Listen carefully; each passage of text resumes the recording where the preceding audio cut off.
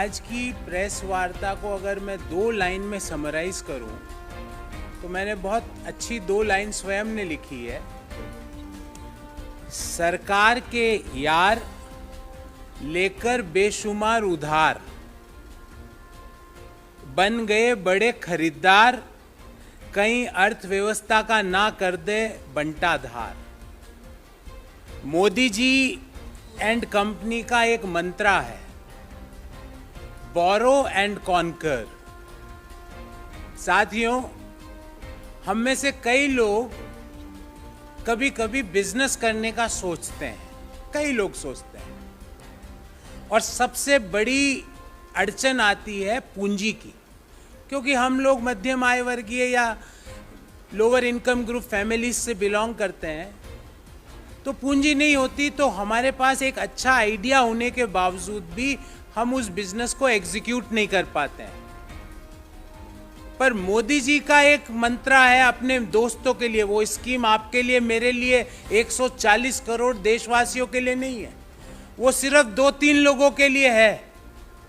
उधार लो और आगे बढ़ो, उधारी पे धंधा चमकाओ, अपने पैसे से धंधा नहीं।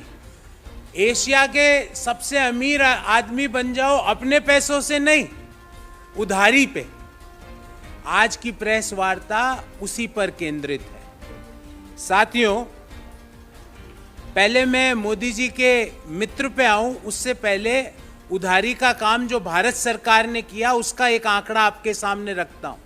और जब ये आंकड़ा मैंने भारत सरकार के बजट में देखा तो 3 बार मैंने उसको पढ़ा, क्योंकि मुझे लगा कहीं ना कहीं कोई गलती है, पर उसमें कोई गलती नहीं थी। 2014 में हिंदुस्तान की सरकार पर उधारी थी 55 लाख करोड़ रुपए की, 55.9 लाख करोड़। और 2023 में सरकार पर उधारी, बजट में लिखा है सरकार ने कि वित्तीय वर्ष 2023 में उधारी 55.9 लाख करोड़ से बढ़कर 152.17 लाख करोड़ हो जाएगी। अर्थात 2014 में हर हिंदुस्तानी पर सरकार के लिए कर्ज के कारण कर्जा था 43,124 रुपये। 43,124 रुपये was per capita debt on each one of us in 2014. And as per Government of India, in 2023 it is expected to increase per capita debt from 43,124 to 1,09,000 rupees। 43,124 प्रति हिंदुस्तानी पर जो 2013-14 में कर्ज था, वो 2000 वित्तीय वर्ष 2023 में बढ़कर 1,09,000 रुपये हो जाएगा। मतलब पिछले 8 सालों में मोदी जी के कुप्रबंधन के कारण प्रति हिंदुस्तानी पर कर्ज 152% से बढ़ा है। 43,124 से 1,09,000 रुपये ऐसा कर्ज हमारे ऊपर है जो हमने नहीं लिया, हमारे बाबत सरकार ने ले लिया, उस कारण हमारे ऊपर आ गया। 152% इस कर्ज में बढ़ोतरी हुई। ये तो है सरकार का मॉडल। अब सरकार का मॉडल है तो उनके यार भी यही मॉडल काम में लेंगे। अब उन्होंने क्या मॉडल लिया है उसके बारे में न्यूयॉर्क की credit research firm credit site ने अपना एक रिसर्च रिपोर्ट पब्लिश करी है। उसके अनुसार सरकार के जो हमारे दो के नंबर 1 व्यक्ति, उनके ऊपर 2,30,000 करोड़ का कर्ज है। अडानी के ऊपर कुल कर्ज, अडानी ग्रुप के ऊपर 2,30,000 करोड़ रुपए का है। अब सवाल ये उठता है कि कौन ये कर्ज अडानी ग्रुप को दिलवा रहा है। उसका ब्यौरा भी लाया हूं कि भाई स्टेट बैंक का कितना है और दूसरे प्राइवेट बैंकों का कितना है, विदेशी बैंकों का कितना है, सारी बातें करेंगे। तो credit research firm credit site के अनुसार ग्रॉस डेट अडानी ग्रुप के ऊपर 2.3 ट्रिलियन रुपये इज इक्वल टू 2,30,000 करोड़ रुपया हो गया। अब ये रिपोर्ट आगे क्या कहती है? और बहुत महत्वपूर्ण बात इस रिपोर्ट ने कही है। वो कहती है कि अडानी ग्रुप ग्रॉसली लिवरेज्ड है, मतलब कर्ज में दबा हुआ है, फिर भी नया कर्ज मिलता जा रहा है। वो रिपोर्ट आगे ये कहती है कि अडानी ग्रुप को नए और अनरिलेटेड बिजनेसेस में जाने से बचना चाहिए। ये बड़ी रिस्क है उसके ऊपर। अनरिलेटेड बिजनेस, अब तो आप देख लीजिए, धरती, आकाश, पाताल, वायु, अग्नि, पांचों महाभूत के अंदर कोई भी बिजनेस है हिंदुस्तान में, उसके अंदर अडानी ग्रुप है। और क्यों है वो आप और मैं और देश के सभी लोग जानते हैं। अब ये कहते हैं कि अडानी ग्रुप ने अपनी जेब से कैपिटल नहीं लगा रही। ये रिपोर्ट कह रही है, ये हमारा आंकड़ा नहीं है, ये हम नहीं कह रहे, कि अडानी ग्रुप कर्ज में दबा हुआ है। ये रिपोर्ट कह रही है कि अडानी ग्रुप अनरिलेटेड बिजनेस कर रहा है जिसका उसको कोई अनुभव नहीं है। ये रिपोर्ट कह रही है कि अडानी अपनी पर्सनल इक्विटी कैपिटल अपने ग्रुप्स में इंजेक्ट नहीं कर रहा है। आगे ये रिपोर्ट कहती है, और इस रिपोर्ट के हवाले से ही मैं पूरी बात कर रहा हूं, कि 2020 से 2022 के बीच अडानी ग्रुप ने 48,000 करोड़ रुपए का कर्जा लिया 1.5 साल के अंदर। अप्रैल 2020 से जून 2022 के मध्य 2 साल के अंदर 48,000 करोड़ का कर्जा लिया, जिसमें से मात्र स्टेट बैंक ऑफ इंडिया से 18,770 करोड़ रुपए का कर्जा लिया। रिपोर्ट कह रही है कि कर्ज में दब रहा है। रिपोर्ट कह रही है कि नए और जिन बिजनेसेस का अनुभव नहीं है उसमें ग्रुप जा रहा है। रिपोर्ट कह रही है कि बिजनेस में ग्रुप को अपनी स्वयं की कैपिटल लगाने की जरूरत है, पर स्टेट बैंक ने उसी दौरान 18,770 करोड़ रुपए का कर्जा 2020 से 2022 के मध्य दिया। अर्थात 2020 से 22 के मध्य जो अडानी ग्रुप ने कर्जा लिया उसका 40% कर्जा तो सिर्फ स्टेट बैंक ऑफ इंडिया ने दिया, और बाकी 14 ग्लोबल प्राइवेट बैंक्स ने, दुनिया के सारे बड़े 14 बैंकों ने मिलके, जिसमें जापान के बैंक, अमेरिका के बैंक, सिंगापुर के बैंक, ऑस्ट्रेलिया के बैंक, स्विट्जरलैंड के बैंकों ने, सबने मिलके 60% दिया, पर हमारे स्टेट बैंक ऑफ इंडिया ने अकेले ने उसको 40% दे दिया। चलिए साहब, अभी ये बात अभी खत्म नहीं हुई। अब ये कह रहे हैं, ये रिपोर्ट कह रही है कि इसके कारण भारतीय बैंकों के ऊपर भयंकर रिस्क है, बड़ी रिस्क है बैंकों के ऊपर इस कर्जे के कारण। और इस रिपोर्ट के अनुसार अडानी एंटरप्राइज और अडानी ग्रीन एनर्जी ने जो जिनके ऊपर 94,400 करोड़ रुपए का कर्ज है, आपको जान के आश्चर्य होगा कि वह अपना जो ब्याज का खर्चा है, जो उनका टैक्स के बिफोर अर्निंग है, उसका मात्र 1.5 गुना, वो ब्याज का मात्र 1.5 गुना टैक्स के बिफोर की अर्निंग के रूप में कमाते हैं। EBITA to tax to gross debt is 1.5 times only, EBITA to gross debt. फिर ये रिपोर्ट आगे कहती है कि द रिपोर्ट हाईलाइट्स कि आने वाले समय में इनके नए बिजनेसेस में प्रॉफिट नहीं होगा। ये मैं नहीं कह रहा, ये रिपोर्ट कह रही है। और जब प्रॉफिट नहीं होगा तो या तो बैंकों को इनको और कर्ज देना पड़ेगा या बैंकों का कर्ज डूब जाएगा आने वाले समय में, क्योंकि ये नया नया बिजनेस करते हैं। अब इस रिपोर्ट में आगे कहा जा रहा है कि इसके कारण अडानी ग्रुप एक मैसिव डेट ट्रैप के अंदर जा चुका है। और इस रिपोर्ट के अंतिम पैराग्राफ में जो लाइनें लिखी है वो मैं अक्षरशः आपके सामने पढ़ के सुनाता हूं। Gautam Adani also enjoys healthy relationship with ruling Modi administration. ये एज इट इज वर्बेटिम सुना रहा हूं आपको। Mister Adani and Indian prime minister mister Narendra Modi know each other well, going back to the later days as the chief minister of the Gujarat state। ये इस report में लिखा गया है। पूरा 2,20,000 करोड़ का कर्जा है। पिछले 2 सालों में आपने जो मेजर कर्जा लिया उसमें से 40% सिर्फ स्टेट बैंक ऑफ इंडिया से लिया। आप नए बिजनेस में जा रहे हो, जिसके कारण इस रिपोर्ट में कहा गया है कि आने वाले समय में उन बिजनेसेस में उतनी प्रॉफिटेबिलिटी नहीं रहेगी, तो आपको बैंकों से और कर्जा लेने की जरूरत पड़ेगी, या बैंकों को आप कर्जा या ब्याज चुकाने में असमर्थ हो जाओगे। गौरतलब, ध्यान रहे, याद रहे कि 23 जून 2022 को मैंने एक और प्रेस वार्ता की थी, आपको याद होगा, जब श्रीलंका के प्रेसिडेंट के ऊपर मोदी जी का प्रेशर गया था कि वह जो रिन्यूएबल एनर्जी के पावर के प्रोजेक्ट है वो अडानी को अलॉट करे। ये हमने नहीं कहा, ये श्रीलंका के state owned Ceylon electricity board के चेयरमैन ने ये बात कही है।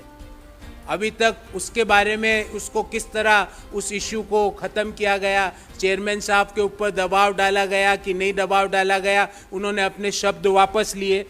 गौरतलब है कि 2014 में जैसे ही मोदी जी सरकार में आए तो एसबीआई ने अडानी ग्रुप को $1 बिलियन का कर्ज देने का इन प्रिंसिपल एग्रीमेंट बनाया और उसको वापस लेना पड़ा था। आफ्टर कांस्टेंट प्रोटेस्ट एसबीआई ने उस एमओयू को स्क्रैप किया। फिर 2020 में एसबीआई ने अडानी के कार्मिशेल कोल प्रोजेक्ट जो ऑस्ट्रेलिया में है उसको 5,000 करोड़ का लोन देने की फिर पेशकश की, पर प्रेशर बाय इन्वेस्टर्स का जब प्रेशर आया तो वो लोन भी स्टक हुआ। अभी इसमें क्या अपडेट है उसके बाद किसी को कुछ नहीं पता है। और जो लेटेस्ट गिमिक हुई है, जो लेटेस्ट गिमिक करी है इन्होंने, वो है 29.19% एक टीवी चैनल में, क्योंकि अडानी तो सब जगह है, धारावाहिक से लेके न्यूज तक, कोल से लेके हवाई जहाजों तक, हवाई अड्डों की निगरानी से लेके पोर्ट तक, मतलब आप सोचिए बिजनेस, आपके दिमाग में बिजनेस सोचिए, उसमें आपको मिलेगा अडानी। और वो पिछले 8 साल में किस तरह प्रॉस्पर कर रहा है, और वो भी हमारे पैसों से, बैंक के पैसों से, जो कि हमारा पैसा है।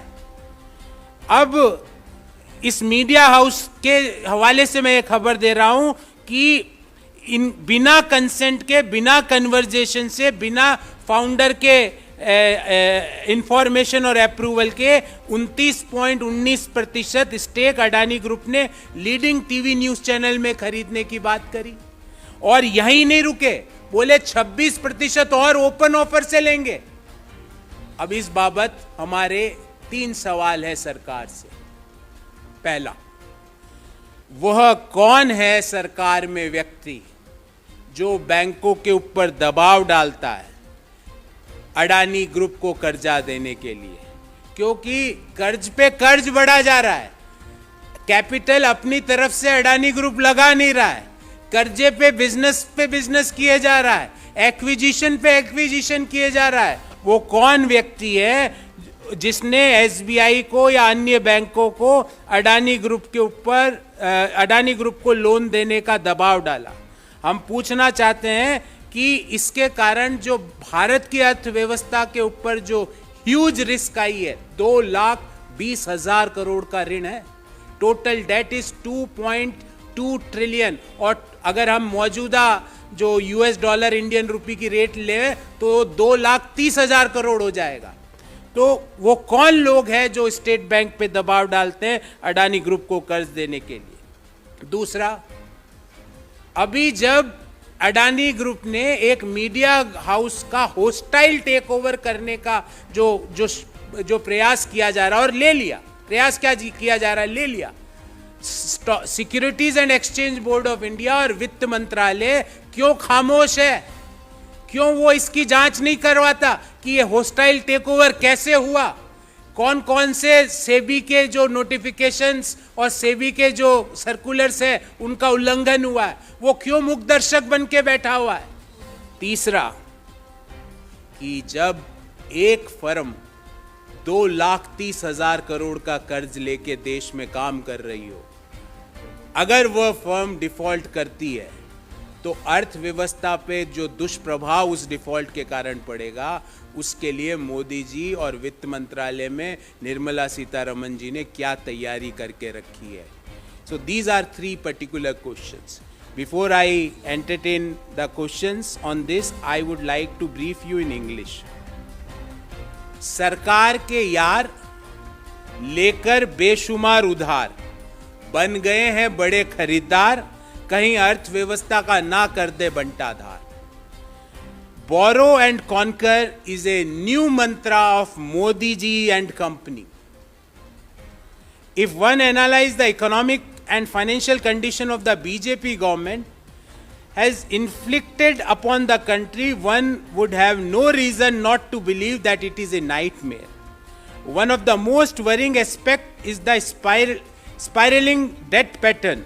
The outstanding internal and external debt and other liabilities of central government at the end of year FY23 are estimated to rupees 152 lakh crore as against 55.9 lakh crore at the end of financial year 2014.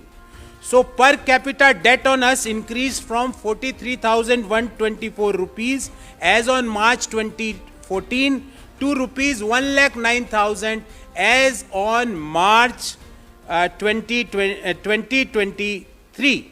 That is an increase of 152% in the last 9 years. Debt being offered on a platter to some friends of the government has created an anxious position for the nation on top of the national debt obligation. तो एक तरफ तो सरकार ने अपना कर्जा ले लेके हमारे ऊपर 1 लाख रुपए का कर्जा हर हिंदुस्तानी पर डाल रखा है, और दूसरी ओर उनके दोस्त भी वही मॉडल काम में ले रहे हैं. 2,30,000 करोड़ का कर्जा. Recently, a New-York-based credit research firm, CreditSights, published its analysis on the debt position of the Adani Group. Startling facts have emerged from this analysis. The gross total debt with all key Adani entities is close to rupees 2.3 trillion rupees. So total debt on Adani Group is 2,30,000 crore rupees. Some of the facts are as summarized from that report. Point number 1. The credit report has drawn up several credit concerns ranging from group's overly leveraged aggressive expansion to forays into new or unrelated businesses, environmental, social and governance risks, and at last but not least, limited evidence of equity capital injection by Gautam Adani and his family. So as per this report, the group is aggressively, overly leveraged because of its aggressive expansion plan, and they are entering into unrelated and new businesses. And the family of Gautam Adani and promoters of the firm are not infusing enough capital. They are surviving only due to debts. Second, out of the major loans obtained by Adani Group in year 2020 and from April 2020 to June 2022, that is rupees 48,000 crore, 40% of its loan are funded by SBI alone. That is 18,770 crore rupees. Remaining 60% is funded by 14 global private banks. This exposes the most prominent Indian bank to go to a huge risk. Adani Enterprises and Adani Green Energy, with a combined gross debt of rupees 94,400 crore, have EBITDA to gross debt ratio of mere 1.5 times. The report highlights that these businesses, and this is important, this report says that these businesses do not make profits in the initial years, and hence there is a likelihood of rolling over or refinancing for interest obligation, for which they would again have to reach out to banks. The report calls out an overly ambitious debt-funded growth plans could eventually spiral into a massive debt trap.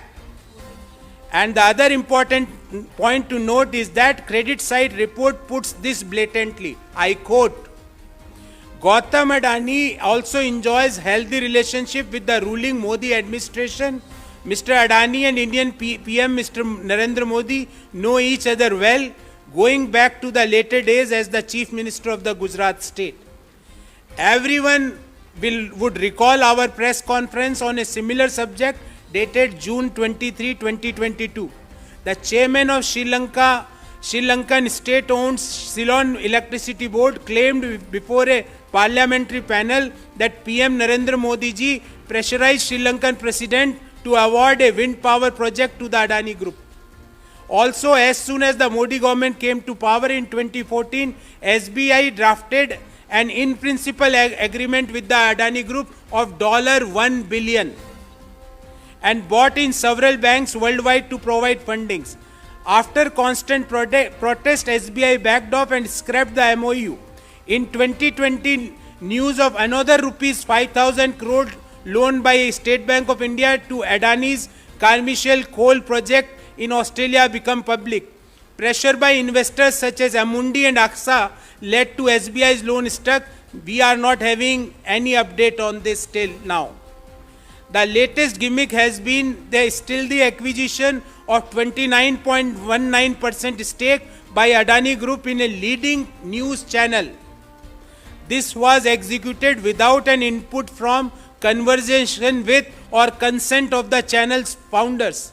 The Adani Group also announced an open offer to buy another 26% stake in that particular channel. So we have 3 specific questions for the constant sleep mode BJP government. Number 1, who from the government is pressurizing banks such as State Bank of India to grant loans of such proportions, putting the national economy and banks at colossal risk? Why are the Finance Ministry and SEBI sitting idle on the entire hostile acquisition episode of a leading TV news channel?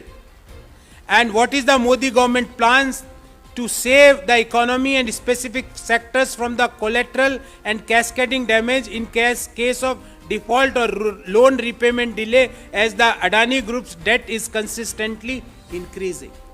So friends, I am open for questions. First of all, I would like to entertain questions on the subject, and thereafter we can have few more questions.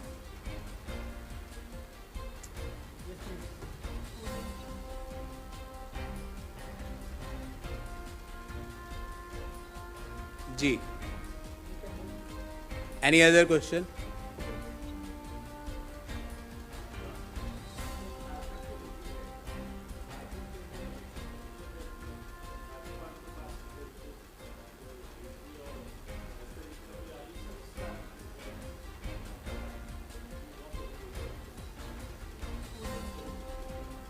देखिए, अभी तक इस बाबत कोई official communication हमने पूरा नहीं पढ़ा है. जो आप जो बता रहे हैं वो अभी भी सूत्रों के हवाले से ही खबर है. तो जब तक कोई ऑफिशियल कम्युनिकेशन हम पूरा नहीं पढ़ लेते, उसमें क्या क्या इश्यूज़ इंगित किए गए हैं, जब तक हम पूरा उसका अवलोकन नहीं कर लेते, इस बाबत कोई भी बात कहना अभी जल्दबाजी होगी.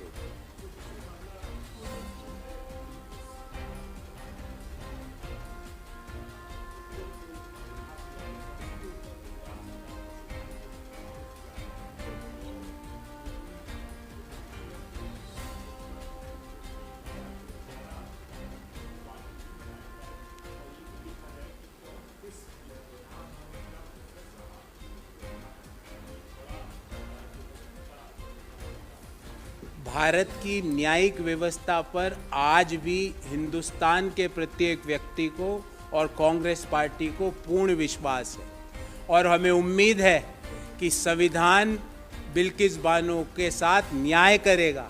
भारत की न्याय प्रणाली न्याय करेगी. जो 11 दुष्कर्म के दोषी लोग, उनको जिस तरह से माला पहना के जिस तरह से उनका स्वागत किया गया, वो हिंदुस्तान के हर व्यक्ति के लिए, गुजरात सरकार के लिए और भारत सरकार के लिए एक शर्म की बात है. एक दुष्कर्म के दोषी 11 लोगों का महिमा मंडन किया जा रहा है. उनको इस तरह स्वागत किया जा रहा है कि उन्होंने भारत के लिए स्वर्ण पदक जीत लिया हो. शर्म आनी चाहिए गुजरात सरकार को, शर्म आनी चाहिए भारत सरकार को, जो मूक दर्शक बन के सारी चीजें देख रही है। हमें पूर्ण विश्वास है कि भारत की न्याय प्रणाली, भारत का संविधान हमारे देश की बेटियों को न्याय देगा। और जैसा राहुल गांधी जी ने कहा है कि बेटी बचाओ सिर्फ खोखला नारा नहीं हो सकता। बेटी बचाओ जैसे खोखले नारे आप दे रहे हो और दूसरी तरफ बलात्कारियों को बचाने का काम कर रहे हो। मुझे और कांग्रेस पार्टी को उम्मीद है कि भारत का सर्वोच्च न्यायालय बिल्किस बानो को न्याय देगा और जिन लोगों ने भी इस न्याय व्यवस्था का उपहास उड़ाने का प्रयास किया उनके खिलाफ कड़ी कार्रवाई होगी।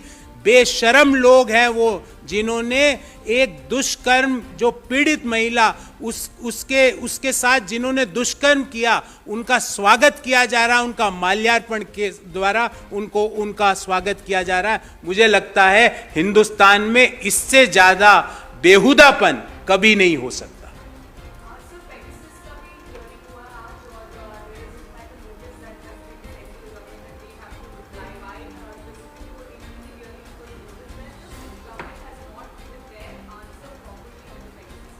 How can they give the answers properly? Because if they will give the answers properly, they have to answer that under which provision, of which act they had installed or they had used Pegasus weapon against Rahul Gandhi ji, against the leaders of opposition party, against the senior journalists of our country, against the election commissioner of our country, against the important scientists of our country, against the civil society activists of our country, against the I can say Supreme Court of our country, because this government had used this Pegasus weapon against the registrar of Supreme Court of India also. So how can they answer? Everybody knows that this weapon was used. This weapon had given a dent to the democracy. Everybody is used that this weapon is against the law or the constitution of our country. How can they give the answer? कई बार उत्तर नहीं देना भी एक उत्तर होता है। सरकार ने बता दिया कि उन्होंने पेगासस हथियार का प्रयोग इस देश के लोकतंत्र के खिलाफ किया था। सरकार ने चुप रह के ये बता दिया कि इस पेगासस हथियार का प्रयोग सरकार ने राहुल गांधी जी के खिलाफ, अपोजिशन के लीडर्स के खिलाफ, मुख्य वैज्ञानिकों के खिलाफ, इलेक्शन कमिश्नर के खिलाफ, सुप्रीम कोर्ट के रजिस्ट्रार के खिलाफ, देश के सिविल सोसाइटी के एक्टिविस्टों के खिलाफ, देश के सीनियर जर्नलिस्टों के खिलाफ किया है। अब क्या उत्तर देने को रह जाता है? मुझे उम्मीद है कि सुप्रीम कोर्ट इस नई उत्तर देने को भी एक उत्तर मानेगा और सरकार के खिलाफ इस मामले में कड़ी कार्रवाई करेगा। क्योंकि हम तो पहले दिन से ही पूछ रहे हैं, पेगासस हथियार का प्रयोग सरकार ने क्यों किया, किस कानून के अंतर्गत किया? जिस हथियार का प्रयोग आतंकवादियों के खिलाफ किया जाता है, जिस हथियार का प्रयोग दुश्मन देश के जो लोगों के खिलाफ किया जाता है, सरकार ने उस हथियार का प्रयोग भारत के लोकतंत्र को कमजोर करने के लिए क्यों किया? भारत की न्यायपालिका को कमजोर करने के लिए क्यों किया? भारत की एग्जीक्यूटिव को कमजोर करने के लिए क्यों किया? इसके बारे में उसको उत्तर देना चाहिए। हमने आपको डिटेल्ड ब्यौरा दिया कि इलेक्शन कमिश्नर के खिलाफ उस हथियार का प्रयोग हुआ, सुप्रीम कोर्ट के रजिस्ट्रार के खिलाफ उस हथियार का प्रयोग हुआ, उस हथियार का प्रयोग अपोजिशन के लीडर्स के ऊपर हुआ, राहुल गांधी जी के ऊपर उस हथियार का प्रयोग किया गया। उससे सिर्फ आपने लोकतंत्र और भारत के संविधान को कमजोर करने का काम किया। और किस हैसियत से वो हथियार खरीदा गया? वो एक हथियार है, जैसा राहुल गांधी जी ने बार बार कहा, that is a weapon to give a dent to the democracy of our country, that is a weapon to give a dent to the constitution of our country, that is a weapon against parliamentary, against executive, against the judiciary of our country. जब आप opposition के नेताओं के खिलाफ उस weapon का प्रयोग करते हो तो उससे आप पार्लियामेंट्री डेमोक्रेसी को डेंट देते हो। जब आप सुप्रीम कोर्ट के रजिस्ट्रार के फोन में उस वेपन का प्रयोग करते हो तो आप जुडिशरी को डेंट देने का काम करते हो। जब आप भारत के निर्वाचन आयोग जो निर्वाचन आयुक्त है, इलेक्शन कमिश्नर है जो देश के, उनके फोन पे इस वेपन का प्रयोग करते हो तो आप एग्जीक्यूटिव को कमजोर करने का काम करते हो। जब आप उस वेपन का प्रयोग देश के सिविल राइट के एक्टिविस्ट, देश के सीनियर जर्नलिस्ट के खिलाफ करते हो तो आप देश का जो चौथा स्तंभ है उसको डेंट देने का काम करते हो। इसलिए नहीं उत्तर भी एक उत्तर है। और क्या उत्तर देगी सरकार, हमें भी पता है और देश के हर व्यक्ति को पता है कि इस वेपन का, इस हथियार का प्रयोग मोदी सरकार ने देश के संविधान को डेंट देने के लिए, देश के लोकतंत्र को डेंट देने के लिए किया है। Thank you very much.